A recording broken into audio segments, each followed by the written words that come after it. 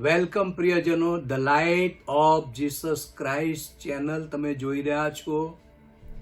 જુઓ, બીજાને જણાવો, તમે પોતે આશીર્વાદ પામો અને બીજાને પણ આશીર્વાદ મેળવવા માટે કહો.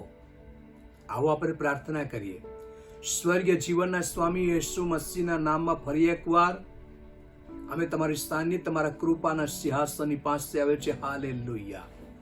પ્રભુજી, સ્તુતિ આરાધના કેવી રીતે કરવી, સ્તુતિ અને આરાધના કરવા માટે તમારા પવિત્ર આત્માની મદદ દરેક ભાઈ બહેન, દીકરા દીકરાઓને મળે કે પ્રભુ યેસુ તમારી સ્તુતિ, તમારી આરાધના થાય. કેમ કે યશાએ કહ્યું, આ લોકને મેં એટલા માટે બનાવ્યા છે કે તમારી સ્તુતિ ગાય.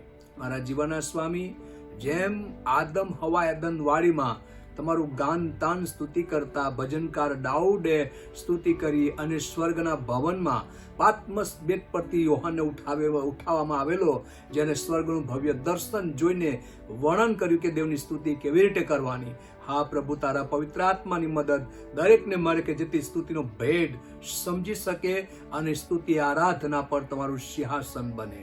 મારા પવિત્ર પ્રભુ, તમે સાંભળ્યું બદલ આભાર. હાલેલુયા. યેસુ મારા પ્રભુના નામમાં માંગુ છું. આમીન. તો વિષય છે સ્તુતિ. દેવની સ્તુતિ થાવ યા દેવની સ્તુતિ કરો. પ્રકટીકરણમાં સ્તુતિ અને આરાધનાનું દ્રશ્ય છે. આ આપણા ભવિષ્યના સ્વર્ગીય ઘરનું વાતાવરણ છે. દેવ સર્વોપરી, પવિત્ર, ન્યાય કરનાર છે, માટે તેની સ્તુતિ હંમેશા થવી જોઈએ. એ સ્તુતિની યોગ્ય છે, એ પ્રશંસાને યોગ્ય છે, એ મહિમાની યોગ્ય છે, એ સર્વોપરી ઈશ્વર છે અને તેની સ્તુતિ અવશ્ય આપણા દ્વારા થવું જોઈએ. એની મહિમા, એના ગુણગાન ગાવા જોઈએ. ચાલો બાઇબલ ખોલીએ. વિષય છે સ્તુતિ. તમે લખી લેજો. દેવની સ્તુતિ થાવ યા દેવની સ્તુતિ કરો. પ્રકટીકરણ તેનો 4થો અધ્યાય અને 8 થી 11, જે સ્વર્ગનું ભવ્ય દર્શન, પાત્મસ બેટ પરથી યોહાન પ્રભુના શિષ્યને ઉઠાવવામાં આવ્યો અને સ્વર્ગનું ભવ્ય દર્શન જોયું. એમાં પ્રકટીકરણ 4થો અધ્યાય 8 થી 11માં પ્રભુની સ્તુતિ કેવી રીતે થાય છે એનું વર્ણન કરી બતાવે છે. હું તમારા માટે વાંચું છું 8 થી 11. તે 4 પ્રાણીઓના દરેકને 6 પાંખ હતી અને તેઓ ચારે તરફ તથા માહે આંખોથી ભરપૂર હતા. તેઓ પવિત્ર પવિત્ર પ્રભુદેવ સર્વશક્તિમાન જે હતો, જે છે ને જે આવનાર છે, એમ કહેતા રાત દિવસ વિશ્રામો લેતા નથી. કલમ 9. રાજસ્થાન પર જે બેઠેલો છે, જે સદા સર્વકાળ જીવન છે, તેના જ્યારે તે પ્રાણીઓ મહિમા, માન તથા સ્તુતિ ગાશે, ત્યારે 24 વડીલો રાજસ્થાન પર બેઠેલાને પગે પડશે અને જે સદા સર્વકાળ જીવન છે તેની આરાધના કરશે અને રાજસ્થાન આગળ પોતાના મુગટ નાખી દઈને કહેશે કે, ઓ અમારા પ્રભુ તથા દેવ, મહિમા, માન તથા સામર્થ્ય પામવાને તું જ યોગ્ય છે, કેમ કે તે સર્વને ઉત્પન્ન કર્યા અને તારી ઈચ્છાથી તેઓ હતા અને ઉત્પન્ન થયા. હવે 8મી કલમથી તે 11મી કલમ સુધી 4 પ્રાણીઓની બાબતો લખેલી છે, જે હસ્કેલ 10મો અધ્યાય અને 14મી કલમની અંદર આપણને જોવા મળે છે. એમાં 4 પ્રાણીઓના વર્ણન છે. સિંહનું મુખ, બળદનું મુખ, માણસનું મુખ. એ 4 જે વર્ણન કરેલું છે, એ 4 પ્રાણીઓના વર્ણન હસ્કેલ 10મો અધ્યાય અને 14મી કલમ, હસ્કેલ 1લો અધ્યાય તેની 10મી કલમની અંદર જરાક તમને નામ પૂરતા જણાવી દેવા માટે હું બાઇબલ ખોલાવું છું. હસ્કેલનું પુસ્તક, તેનો 1લો અધ્યાય અને 10મી કલમ. તેઓના મુખની શિકલ આ પ્રમાણે હતી. દરેકના 4 મુખમાં એક મુખ માણસનું હતું અને એ ચારેને જમણી બાજુએ સિંહનું મુખ હતું અને ચારેને ડાબી બાજુએ બળદનું મુખ હતું. એ ચારેને વળી ગરુડનું મુખ પણ હતું. આ 4 પ્રાણીઓને સમજવા માટે દેવનો પવિત્ર આત્મા તમને મદદ કરશે. બીજી એક બાબત, સ્વર્ગના ભવ્ય દર્શનની વાત પાત્મસ બેટ પરથી યોહાનને જે લેવામાં આવ્યો, તે આ પ્રમાણે કહે છે તેઓ સતત આત્માથી ભરપૂર અને જે રાજાઓનો રાજા અને પ્રભુઓનો પ્રભુ જ્યાં સંસારમાં માનવ રૂપ ધારણ કરીને આવ્યા, પ્રભુ ઈસુ મરણ પામ્યા, દતાયા અને પાછા ઉઠ્યા અને સ્વર્ગમાં ચડી ગયા અને આજે પણ જીવતા છે, પવિત્ર આત્માના રૂપમાં આપણા વચમાં છે. તો સ્વર્ગની અંદર એક વાર નહીં, બે વાર નહીં, ત્રણ વાર કહેવામાં આવ્યું, પવિત્ર પવિત્ર પવિત્ર પ્રભુ દેવ સર્વ શક્તિમાન. પછી લખેલું છે જે હતો, જે છે અને જે ફરી પાછો આવનાર છે. એમ કહેતા રાત ને દિવસો આ વિશ્રામો લેતા નથી આ ચાર પ્રાણીઓ. રાજસ્થાન પર જે બેઠેલો છે, જે સદા સર્વકાળ જીવંત છે, સદા સર્વકાળ જીવંત, યાને કે એ મરણ પણ પામ્યો, દતાયો પણ અને પાછો ઉઠ્યો, સદાકાળ જીવંત છે. તેના જ્યારે તે પ્રાણીઓ મહિમા માન સ્તુતિ ગાશે, ત્યારે 24 વરીલો, જૂના કરારના યાકબના પુત્રો અને નવા કરારના પ્રભુ ઈસુ ખ્રિસ્તના 12 શિષ્યો, 24 વરીલો રાજ્યસ્થાન પર બેઠેલા અને પગે પડશે ને જે સદા સર્વકાળ જીવન છે તેની આરાધના સ્તુતિ તેઓ કરશે ને રાજ્યાસન આગળ પોતાના મુંગટ નાખી દઈને કહેશે કે ઓ અમારા પ્રભુ તથા દેવ, મહિમા માન તથા સામર્થ્ય પામવાને તું જ યોગ્ય છે, કેમ કે તે સર્વને ઉત્પન્ન કર્યા અને તારી ઈચ્છાથી તેઓ હતા અને ઉત્પન્ન થયા. આ પાત્મસ બેટ પરથી યોહાનને રોમન સૈનિકોએ બાંધીને બેટ પર ફેંકી દીધો. આત્મામાં સ્વર્ગમાં લેવામાં, સ્વર્ગનું ભવ્ય દર્શન આ યોહાન પ્રભુના શિષ્યએ જોયું અને તેણે વર્ણન કર્યું કે સ્વર્ગમાં પ્રભુની સ્તુતિ કેવી રીતે થાય છે. આગળ આપણે જોઈએ પ્રકટીકરણ તેનો 5મો અધ્યાય અને 8 થી 14મી કલમ સુધી હું તમારા માટે વાંચું છું. 8મી કલમથી. અને જ્યારે તેને તે ઓળ્યું લીધું, કોણે? પ્રભુ ઈસુ ખ્રિસ્તે, જે દેવનું હલવાન, ત્યારે ચારે પ્રાણી તથા 24 વરીલો હલવાનને પગે પડ્યા. હલવાન કોણ? પ્રભુ ઈસુ ખ્રિસ્ત. અને દરેકની પાસે વીણા તથા ધૂપે ભરેલા સોનાના પ્યાલા હતા. એ ધૂપ સંતો વિશ્વાસોની પ્રાર્થના છે. કલમ 9. તેઓ નવું કીર્તન ગાતા કહે છે કે તું ઓળિયું લેવાને તથા તેની મુદ્રા તોડવાને યોગ્ય છે. ઈસુને માન અને મહિમા આપે છે, કેમ કે તને મારી નાખવામાં આવ્યો હતો. શાના માટે? મનુષ્યના પાપને તેને પોતાની અંદર ખેંચ્યા અને મનુષ્યમાં જે મરણ હતું પોતાની અંદર ખેંચ્યું અને ઈસુમાં જે જીવન હતું માણસ માટે તેને ખાલી કર્યું, માણસોને જીવન દાન આપ્યું. એને મારી નાખવામાં આવ્યો હતો ને તે તારા રક્તથી દેવને સારું સર્વ પૂરોના, ભાષાના, પ્રજાના તથા દેશોમાંના લોકોને પોતાના લોહીથી તેને ખરીદી લીધા. લોહી દ્વારા કિંમત ઈસુએ ચૂકવી. કલમ 10. અને અમારા દેવને સારું તેમને રાજ્ય તથા યાજકો કર્યા છે અને તેઓ પૃથ્વી પર રાજ કરે છે. આગળ 11મી કલમ. મેં જોયું, યોહાન પ્રભુના શિષ્યો શું કહે છે? મેં જોયું તો રાજ્યાસન તથા પ્રાણીઓ તથા વડીલોની આસપાસ મેં ઘણા દૂતોની વાણી સાંભળી. તેઓની ગણતરી લાખો લાખ અને હજારો હજાર હતી અને તેઓ પવિત્ર પવિત્ર પવિત્ર દેવ સર્વશક્તિમાન જે છે, જે હતો અને જે આવનાર છે એમ કહેતા બંધ પડતા નથી. માન સન્માન તેને આપતા રહે છે. કલમ 12. તેઓ મોટે સાલે પોકારીને કહ્યું કે જે હલવાનને મારી નાખવામાં આવ્યું હતું. હલવાન કોણ? પ્રભુ ઈસુ ખ્રિસ્ત. તે પરાક્રમ, સંપત્તિ, જ્ઞાન, સામર્થ્ય, માન, મહિમા તથા સ્તુતિ પામવાને યોગ્ય છે. મરેલા માટે ઉઠેલો પ્રથમ જનિત. કલમ 13. વળી ઉત્પન્ન થયેલું પ્રાણી જે આકાશમાં, પૃથ્વી પર તથા પૃથ્વીની તરે તથા સમુદ્ર પર જે છે તેઓમાંના સર્વને એમ કહેતા સાંભળ્યા છે કે રાજસ્થાન પર જે બેઠેલો છે તેને તથા હલવાનની સ્તુતિ, માન, મહિમા તથા સત્તા સર્વકાર હો. આમીન. કલમ 14.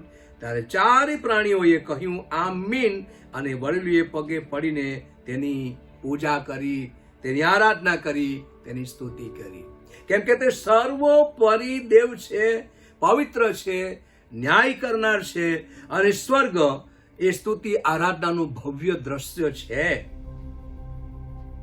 અને એ તો આપણા ભવિષ્યના સ્વર્ગીય ઘરનું વાતાવરણ છે. સ્વર્ગીય ભવિષ્યનું વાતાવરણ છે, જ્યાં પ્રભુની હરદમ હર ઘડીએ સ્તુતિ આરાધના થાય છે. આગળ પ્રકટીકરણ તેનો 7મો અધ્યાય અને 9 થી 12 હું વાંચું છું તમારા માટે.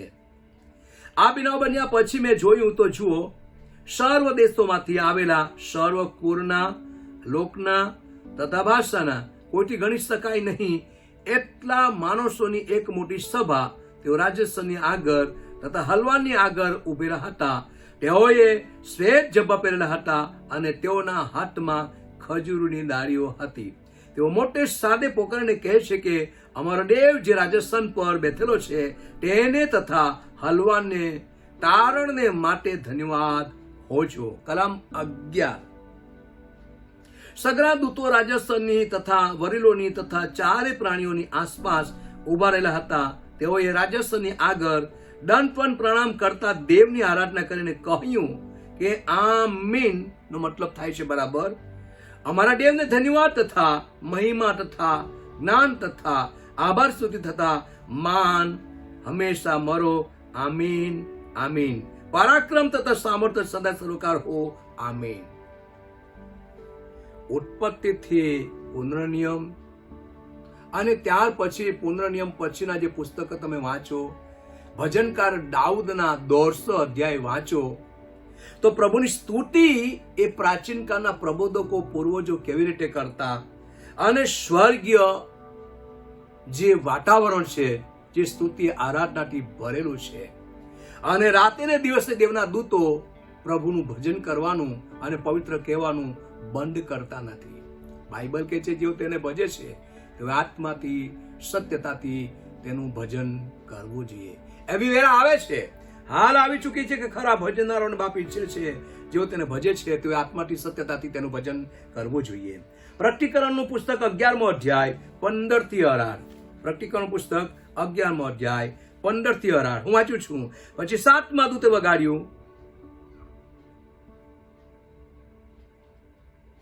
ત્યારે આકાશમાં મોટી વાણી થઈ. તેઓએ કહ્યું કે આ જગતનું રાજ્ય આપણા પ્રભુ ઈસુ તથા તેના ખ્રિસ્તનું થયું છે. તે સદા સર્વકાળ રાજ કરશે. કલમ 16.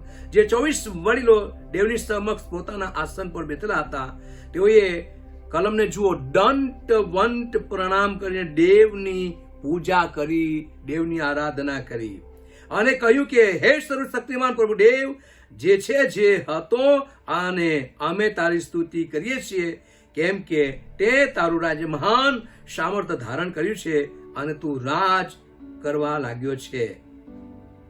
કલમ 18. દેશોના લોકો ક્રોધે ભરાયા અને તારો કોપ પ્રગટ થયો અને મોયેલાનો ઇન્સાફ થવાનો અને તારા સેવકો એટલે પ્રબોધકો સંતો તથા તારા નામથી ડરનારા, પછી તેઓ નાના હોય કે મોટા હોય, તેઓએ પ્રતિફળ આપવાનો તથા જેઓ પૃથ્વીનો નાશ કરનારા છે તેઓનો નાશ કરવાનો સમય આવ્યો છે.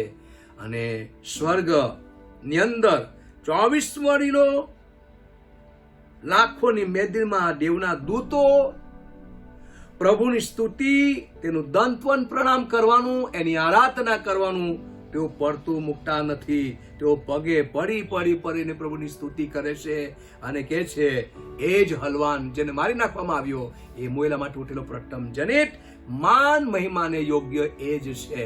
હંમેશા એની સ્તુતિ થવી જોઈએ. જેમ સ્વર્ગમાં ઉડતા, આકાશમાં ઉડતા પક્ષીઓ રાત્રે કેવું કાલો હોલ કરી મૂકે છે, આખું સૃષ્ટિ સર્જન તેનું ભજન કરે, આકાશ તેનું ભજન કરે, પૃથ્વી પરની પ્રજાઓ તેનું ભજન કરે, કેમ કે તે સ્તુતિની યોગ્ય, આરાધનાની યોગ્ય, મહિમાની યોગ્ય, પ્રશંસાની યોગ્ય તે જ છે. બાઇબલ ખોલીએ આપણે પ્રકટીકરણ 14મો અધ્યાય તેની 1 થી 4 કલમ સુધી હું વાંચું છું. આપણી ઇન્દ્રિયોને કામે લગાડવાનો સમય પ્રમાણે હું ઝડપથી વચનો આપું છું, તમારે લખી લેવાનું અને જે હું સમજાવું છું એના કરતા વધારે તમારે સમજવા માટે પ્રયત્ન કરવાનો. અને જ્યારે સમજવા માટે પવિત્ર પ્રયત્ન કરશો, પવિત્ર આત્મા તમને મદદ કરશે અને મારા કરતા પણ તમને ઊંડી વાતો પવિત્ર આત્મા જરૂર તમને શીખવાડશે. તમારે પોતે આના પર થોડી મહેનત કરવાની કે સ્તુતિનો હેતુ શું છે. 14મો અધ્યાય 1 થી 4. પછી મેં જોયું તો જુઓ, સિય્યોન પહાડ પર હલવાન ઉભેલું હતું અને તેની સાથે 1,44,000 સંતો હતા. તેઓના કપાળ પર તેનું તથા તેના પિતાનું નામ લખેલું હતું.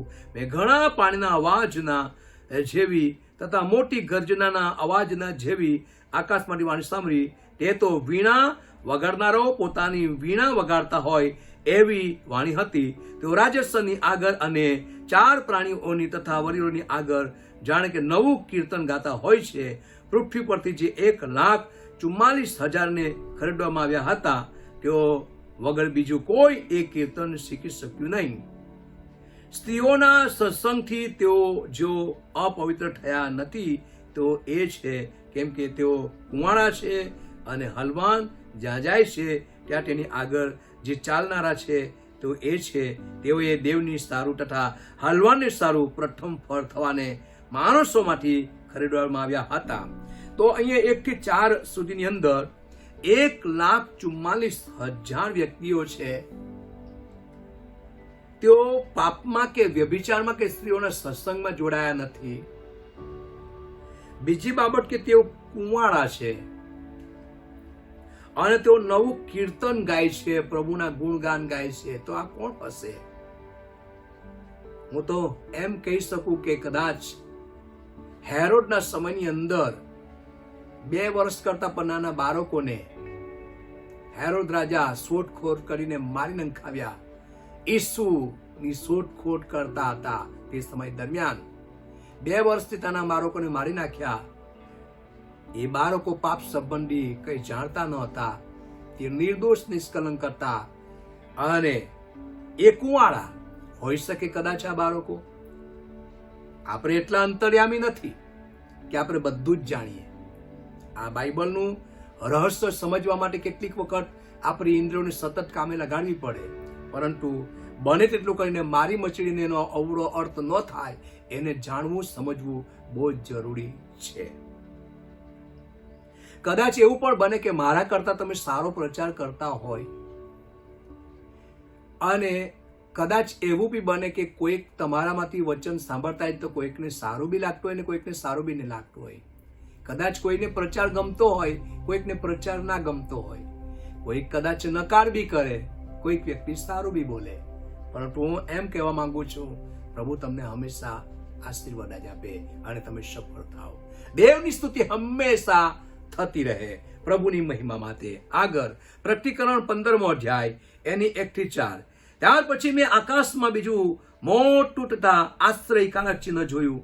એટલે 7 દૂતો અને તેઓની પાસે છેલ્લા 7 અનર્થ હતા, કેમ કે તેઓમાં દેવનો કોપ પૂરો કરવામાં આવે છે. પછી મેં જાણે કે અગ્નિમિશ્રિત ચરકતો સમુદ્ર જોયો અને જેઓએ સ્વાપદ પર તેની તથા તેના નામની સંખ્યા પર વિજય મેળવ્યો હતો, તેઓ તે ચરકતા સમુદ્ર પાસે ઉભા રહેલા હતા ને તેઓની પાસે દેવની વીણાઓ હતી. તેઓ દેવના સેવક મૂસાનું કીર્તન તથા હલવાનું કીર્તન ગાઈને કહે છે કે હે સર્વશક્તિમાન પ્રભુ દેવ, તારા કામો મહાન તથા અદ્ભુત છે. હે યુગોના રાજા, તારા માર્ગ ન્યાય તથા સત્ય છે. હે પ્રભુ, તારાથી કોણ નહીં બીશે અને તારા નામની સ્તુતિ કોણ નહીં ગાશે? કેમ કે એકલો તું પવિત્ર છે. હા, સગળી પ્રજાઓ તારી આગળ આવશે ને તારી આરાધના કરશે, કેમ કે તારા ન્યાય કૃત્યો પ્રગટ થયા છે. 1 થી 4 સુધી જોઈએ તો સ્વર્ગના રાજ્યની અંદર મૂસાએ પણ, જો તમે ઉત્પત્તિના પુસ્તકની અંદર વાંચો, મૂસાનો નિયમશાસ્ત્ર વાંચો, મૂસાએ કહ્યું મારા જેવો એક પ્રબોધક આવશે. એ તો ઈસુ સંબંધી બોલ્યા હતા. અને સ્વર્ગના રાજ્યની અંદર મૂસાનું કીર્તન અને હલવાન એટલે કે પ્રભુ ઈસુ ખ્રિસ્તનું કીર્તન ગવાય છે, ભજન ગવાય છે. અને માર્ગ, સત્ય અને જીવન અને યુગોનો રાજા તે જ છે એમ કહેતા રાત ને દિવસ બંધ થતું નથી. સ્વર્ગ આરાધનાથી ભરેલું દ્રશ્ય છે જ્યારે આપણે આ વાંચીએ છીએ અને એને સમજવા માટે આપણે ઇન્દ્રિયોને કામે લગાડીએ છીએ. તો કોણ પ્રભુની સ્તુતિ નહીં ગાશે? કોણ એનું ગુણગાન નહીં ગાશે? પ્રકટીકરણ 19મો અધ્યાય તેની 1 થી 6 સુધી હું વાંચું છું. તે પછી આકાશમાં મોટા જનસમૂહના જેવી મેં મોટી વાણી સાંભળી. તે બોલી કે હાલેલુયા, આપણા દેવને તારણ, મહિમા તથા પરાક્રમ છે. એક વખત હાલેલુયાથી પૂરતું નથી. આજે પૃથ્વી પર કેટલીક જગ્યા પર એવું બી છે કે મંડળીમાં હાલેલુયા નથી બોલાવતા. હાલેલુયાનો મતલબ થાય છે દેવની સ્તુતિ થાવ, જે પ્રકટીકરણમાં લખેલું છે. હિબ્રુ ભાષાનો શબ્દ છે હાલેલુયા. આગળ કલમ 2, કારણ કે તેના ન્યાય છુકરા સત્ય તથા યથાર્થ છે, કેમ કે જે મોટી વિષય પોતાના વ્યભિચારથી પૃથ્વીને ભ્રષ્ટ કરી તેનો તેને ન્યાય કર્યો છે અને પોતાના સેવકોના લોહીનો બદલો તેની પાસેથી લીધો છે. મારા પ્રિયજનો, પૃથ્વી પરની મુસાફરી દરમિયાન પાપથી દૂર રહેવાથી, વ્યભિચારથી દૂર રહેવાથી, શુદ્ધતા અને પવિત્રતામાં જીવન ગુજારવાથી ભક્તિ કરવાનો રસ લાગશે. જો પાપ માણસના જીવનની અંદર હોય તો પાપ માણસને ઈશ્વરથી અલગ રાખશે. પરંતુ બાઇબલ કહે છે કલમ 3, ફરીથી તેઓએ કહ્યું કે હાલેલુયા. સ્વર્ગની અંદર જુઓ લાખો લાખો દૂત અને 24 વરીલો દંડ પણ પ્રણામ કરે છે, પ્રભુની સ્તુતિ કરે છે અને તેનો ધુમાડો સદા સર્વકાળ ઉપર ચડે છે. એ તો સ્તુતિ આરાધનાનું ધૂપ છે. કલમ 4, ત્યારે 24 વરીલોએ તથા 4 પ્રાણીઓએ દંતવન પ્રણામ કરીને રાજ્યસ્થાન પર બેઠેલા દેવની આગળ આરાધના કરીને કહ્યું આમીન, હાલેલુયા. પછી રાજ્યસ્થાનમાંથી એવી વાણી થઈ કે આપણા દેવના સર્વ સેવકો તેનાથી બિનારા, નાના તથા મોટા, તેની સ્તુતિ કરો. કલમ 6, મોટા જનસમૂહના જેવી તથા ઘણા પાણીના પ્રવાહ જેવી તથા ભારે ગર્જનાઓના જેવી વાણીને એમ બોલતી મેં સાંભળી કે હાલેલુયા, કેમ કે હવે સર્વશક્તિમાન પ્રભુ આપણો દેવ રાજ કરે છે. જો 1 થી 6 સુધી વધારે સમજવા માટે પ્રયત્ન કરીએ કે સ્વર્ગમાં કેવી રીતે પ્રભુની સ્તુતિ થાય છે, આજે આપણે પૃથ્વી પર આપણે પણ પ્રભુના ગુણગાન ગાવા જોઈએ. એની સ્તુતિ નિરંતર થવી જોઈએ. જેમ ભજનકાર દાઉદ રાતે દિવસે ભજન કરવાનું પડતો મૂકતો નથી, શરણાઈની સાથે, દફ વાજિંત્રની સાથે પ્રભુની સ્તુતિ કરે છે. બાઇબલ કહે છે શ્વાસોશ્વાસ લેનારા સર્વ તેની સ્તુતિ કરો. ગીતશાસ્ત્ર 50મો અધ્યાય તેની 23મી કલમ. ગીતશાસ્ત્રનું પુસ્તક 50મો અધ્યાય તેની 23મી કલમ જુઓ. જે આભાર સ્તુતિ અર્પણ ચડાવે છે, જે આભાર સ્તુતિના અર્પણ ચડાવે છે તે મારો મહિમા પ્રગટ કરે છે અને જે પોતાની વર્તણૂક નિયમસર રાખે છે તેને હું દેવનું તારણ દેખાડીશ. દેવનું તારણ પ્રભુ ઈસુ ખ્રિસ્તની અંદર છે. અને ભજનકાર દાઉદ કહે છે આભાર સ્તુતિના અર્પણ ચડાવે છે. દેવને આપણે શું ચડાવીએ? આપણા બોલેલા શબ્દો દ્વારા ધન્યવાદની ભેટ ચડાવીએ, તેની મહિમા કરીએ, તેની પ્રશંસા કરીએ, તેના ગુણગાન ગાઈએ, તેની મહિમાને પ્રગટ કરીએ. અને તે મારો મહિમા પ્રગટ કરે છે અને જે પોતાની વર્તણૂક નિયમસર રાખે છે તેને હું દેવનું તારણ દેખાડીશ. અને દેવનું તારણ પ્રભુ ઈસુ ખ્રિસ્તમાં છે. તારણનો મતલબ થાય છે ઉદ્ધાર, મુક્તિ, સ્વતંત્રતા, આઝાદી, પાપનું નિવારણ, પાપીઓથી અલગ, મુક્તિ. આ સર્વ તારણની અંદર શબ્દ સમાયેલા છે. તો પ્રિયજનો, અહીંયા આપણે જોઈ શકીએ છીએ જ્યારે આપણે આભાર સ્તુતિનું અર્પણ ચડાવીએ છીએ, મુશ્કેલીના સમયે સ્તુતિ કરીએ છીએ, ત્યારે આપણે દેવનો આદર કરીએ છીએ અને દેવને માટે દ્વાર બનાવીએ છીએ કે તે તેનું તારણ દેખાડે. આપણે ખરેખર તેની સ્તુતિ કરવી જ જોઈએ. જેમ કે રોમિયોનું પુસ્તક 10મો અધ્યાય 10મી કલમમાં લખેલું છે. અને પરમેશ્વરનું વચન જરા બાઇબલ ખોલીને તમારામાંથી બધા આપણે જોઈ લઈએ. રોમિયોનું પુસ્તક 10મો અધ્યાય તેની 10મી કલમ હું તમારા માટે વાંચી રહું છું. કારણ કે ન્યાયપૂર્ણ અર્થે અંતકરણથી વિશ્વાસ રાખવામાં આવે છે અને તારણને અર્થે મોટી કબૂલાત કરવામાં આવે છે કે ઈસુ તે જ પોતે પ્રભુ છે. મોટી કબૂલાત. આગળ સ્તુતિ એક વિશ્વાસનું ચિહ્ન છે. અમુક સમયે પ્રાર્થના અમુક પરિસ્થિતિમાંથી છોડાવી ના શકે, પણ પ્રાર્થના કરતા રહેવું જોઈએ ત્યાં સુધી કે આપણને આત્મામાં ખાતરી ન થાય કે પ્રાર્થના સાંભળવામાં આવી છે. માર્ક 11મો અધ્યાય તેની 24મી કલમ જુઓ. આપણી પાસે એ ખાતરી હોવી જોઈએ કે આપણે વિશ્વાસ કરીએ છીએ અને પ્રાપ્ત પણ કરીએ છીએ. માર્ક 11મો અધ્યાય તેની 24મી કલમ લખી લેજો પ્રિયો.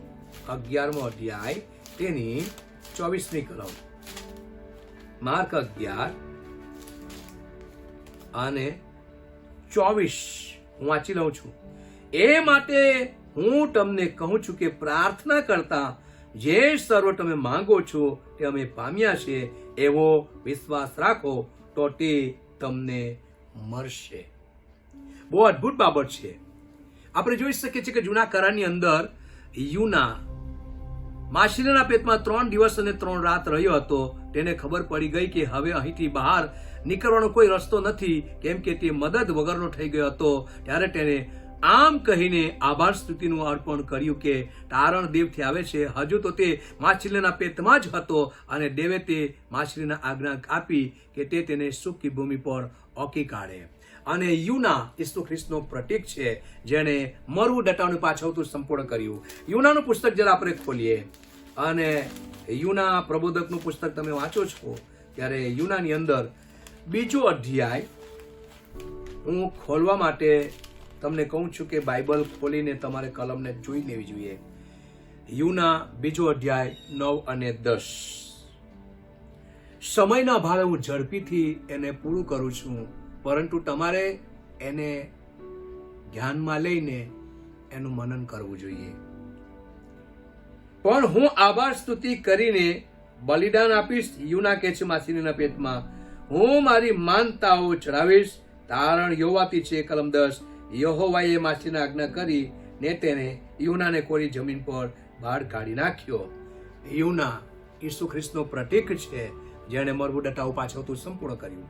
અને પ્રેરિતોના કૃત્ય 16મો અધ્યાય 16 થી 34 તમે વાંચો તો સાઉલ જે પાઉલમાં બદલાયેલો અને સિલાસ બંનેના હાથે ચિહ્ન ચમત્કાર થયા. એક સ્ત્રીને દુષ્ટ આત્માનું વર્ગણ, જેને અગમ સૂચક આત્મા વર્ગેલી હતી, તેની અંદર સ્વર્ગીય આત્મા, નરકીય આત્મા કે માનવીય આત્મા, 3 આત્મા માટે આપણે પાળક કરીએ તો એનામાં નરકીય આત્મા હતી, જે પ્રભુના સંતો ભક્તોને પણ કાયર કરતી હતી. આખરે સાઉલ તે પાઉલ કહેવાય છે. એને ઈસુ નાઝારીના નામે ધમકાવ્યું, એ દુષ્ટ આત્મા નીકળી ગયું. ત્યારે કેટલાક લોકો પાઉલ સિલાસના વિરુદ્ધમાં થઈ ગયા, તેઓને બંદીખાનામાં પૂરી દીધા, હાથમાં પગમાં સાકોરો અને બેડોથી એને બાંધી દીધા, પગમાં હેડ ઘાલ્યા, સાંકળોથી બંધનમાં બાંધી દીધા, બંદીખાનામાં પૂરી દીધા. શરીર લોહી લુવાણ હતું. હવે સંજોગોમાં મધરાતે પ્રભુની સ્તુતિ આરાધના કરી અને પાઉલ અને સિલાસે મધરાતે આરાધના કરી અને જો દેવની ઉપસ્થિતિ ઉતરી આવી, મોટો ધરતીકંપ થયો અને બધા જ કેદીઓ છૂટી ગયા. પાઉલ સિલાસ પણ છૂટી ગયા અને એક દરોગો ધ્રુજતો પોતે પોતાની જાતને આપઘાત કરવા જતો હતો, પરંતુ પાઉલે કહ્યું, અમે અહીં છીએ, તું પોતાને કંઈ ના કરતો. ત્યારે આ દરોગાએ કહ્યું, ઓ સાહેબો, તારણ પામવા માટે મારે શું કરવું જોઈએ? ત્યારે સીધી વાતો એ પ્રેરિતોના કૃત્યની અંદર કહ્યું કે પ્રભુ ઈસુ ખ્રિસ્ત પર વિશ્વાસ કર એટલે તું તથા તારા ઘરના સગરા માણસો તારણ પામશે. અને આ દરોગાએ વિશ્વાસ કર્યો અને પ્રભુ પર વિશ્વાસ કરીને જીવનમાં સફળ થયો. આખું પરિવાર એનું બચી ગયું. હવે આપણે જોઈએ છીએ કે દરેક પરિસ્થિતિને ઉકેલ માટેની ચાવીઓ આપણા મહાન પ્રભુના હાથમાં છે. પ્રકટીકરણ 3જો અધ્યાય તેની 7મી કલમની અંદર જરા આપણે જોઈ લઈએ. પ્રકટીકરણનું પુસ્તક 7મો 3જો અધ્યાય તેની 7મી કલમ. એમ લખેલું છે, ફિલાદેલ્ફિયાની મંડળીના દૂતને લખ કે જે પવિત્ર છે, જે સત્ય છે, જેની પાસે દાઉદની કૂચી છે, જે ઉગાડે છે અને કોઈ બંધ કરશે નહીં, અને જે બંધ કરે છે કોઈ ઉગાડતો નથી, તે આ વાતો કહે છે. દુનિયાભરની અંદર ચર્ચો બંધ થઈ ગયા.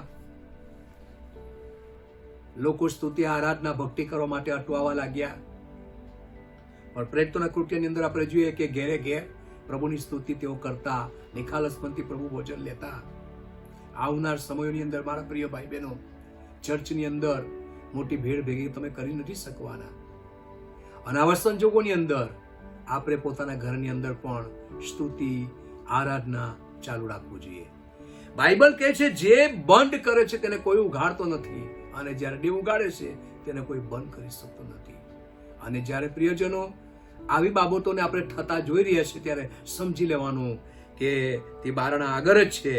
આવી પરિસ્થિતિની અંદર પ્રભુની સ્તુતિ આપણે કરવી જોઈએ. અને તેથી બાઇબલ કહે છે જ્યારે બધું બરાબર ચાલે છે ત્યારે દેવની સ્તુતિ કરવું સરળ છે, પણ ખરાબ પરિસ્થિતિમાં જ દેવની સ્તુતિ કરવી એ સારો સમય હોય છે. એવી પરિસ્થિતિમાં કંઈક કિંમત ચૂકવવી પડે છે, પણ આપણને તારણ દેખાડવા માટે આપણે પ્રભુને માટે માર્ગ પાધરો કરીએ છીએ. અને સ્તુતિ આરાધના ગંભીર પરિસ્થિતિની અંદર પણ આપણે કરવી જોઈએ, ખરાબ પરિસ્થિતિની અંદર પણ આપણે કરવી જોઈએ. સારા હોય ત્યારે બધા જ પ્રભુની સ્તુતિ કરે, સારા હોય ત્યારે બધા જ પ્રભુના ગુણગાન ગાય, પણ જ્યારે ગંભીર પરિસ્થિતિ હોય એવા સંજોગોમાં, જ્યારે પાઉલ અને સિલાસ બંદીખાનામાંથી શરીરમાંથી લોહી લુહાણ નીકળતું આવા સંજોગોમાં પ્રભુની સ્તુતિને ગાનતાન કરે છે, આપણે પણ પ્રભુની સ્તુતિ ગાનતાન કરવું જોઈએ, એને માન સન્માન આપવું જોઈએ, એની મહિમા પ્રગટ કરવી જોઈએ. ગંભીર પરિસ્થિતિમાં પણ પ્રભુની સ્તુતિ કરતા રહો. આ જે વચન તમે સાંભળ્યા છે તમે લખી લો અને તમારી મંડળીની અંદર પણ તમે એનો ઉપયોગ કરી શકો છો. આ પ્રભુના સુંદર વચનો છે અને પ્રભુનો દાસ સેમ ટેલર ડોન સિસ્ટર જેના દ્વારા આ વિષયો છે. અને કેટલાક એવા વિષયો છે જે સેમ ટેલર આંતરરાષ્ટ્રીય વક્તા જેના મારફતે કઈ સંતો ભક્તો સેવકો તૈયાર થયા છે, જેના મારફતે ઘણા લોકો ધારણ પામ્યા છે, ઘણી મંડળીઓ તૈયાર થઈ છે, એવા પ્રભુના દાસોના મારફતે આવા વિષયો છે જો આપણે લખી લેવું જોઈએ અને એને આપણે ધ્યાનમાં લેવું જોઈએ. સારું, આ વચન થકી પ્રભુ તમને આશીર્વાદ આપે. આમીન. આવો આપણે પ્રાર્થના કરીએ. સ્વર્ગીય જીવનના સ્વામી ઈસુ મસીહના નામમાં પ્રાર્થના કરું છું લોર્ડ, જ્યારે સ્વર્ગનું ભવ્ય વાતાવરણ અને અમે જોઈએ છીએ સ્વર્ગમાં લાખોની મેદનીમાં દેવ તારા દૂતો તમારું ભજન કરે છે, 24 વરીરો પગે પડે છે, દંતવન પ્રણામ કરે છે. હા પ્રભુ, આ પૃથ્વી પર અમે તારી સ્તુતિ અને આરાધના હંમેશા કરતા રહીએ, કેમ કે તું જ સ્તુતિ આરાધનાનો યોગ્ય પરમેશ્વર છે. જેમ પ્રભુજી પાઉલની સિલાસને બંદીખાનામાંથી આરાધના કરી એનો મોટો ઉત્તર તમે આપ્યો, એવી જ રીતે તારા પ્રસંગ લોકો સ્તુતિ આરાધના કરે એનો મોટો જવાબ મળે અને સ્તુતિ આરાધના આપો તમે વિરાજમાન થાઓ. ઇઝરાયલના સ્ત્રોત પર વિરાજમાન હંમેશા તમારી સ્તુતિ થતી રહો. હાલેલુયા. રાજા સાંભળ્યું બદલ આભાર, ઉત્તર આપીને માટે પણ આભાર. હાલેલુયા. જેઓ વચન સાંભળે અને જેઓ પ્રભુ પરમેશ્વર વચન સાંભળી તેને હૃદયમાં ઉતારે, હંમેશા તેઓ સારી સ્તુતિ અને આરાધના કરતા રહે. ભક્તિનો ભેટ ગંભીર છે એને સમજે અને તમારી સ્તુતિ કરતા રહે. લોર્ડ, મારું સાંભળ્યું છે બદલ આભાર. હાલેલુયા. ડોરોન ચલાવ તથા પ્રભુ અમારો ઉદ્ધાર કરતા પ્રાર્થના ઈસુ અમારા પ્રભુના નામમાં માંગીએ છીએ. આમીન. ગોડ બ્લેસ યુ પ્રિયજનો. The light of Jesus Christ channel તમે જુઓ છો, જોઈને તમે આશીર્વાદ પામો અને બીજાને જણાવો. God bless you. આમેન. પ્રભુની માવડી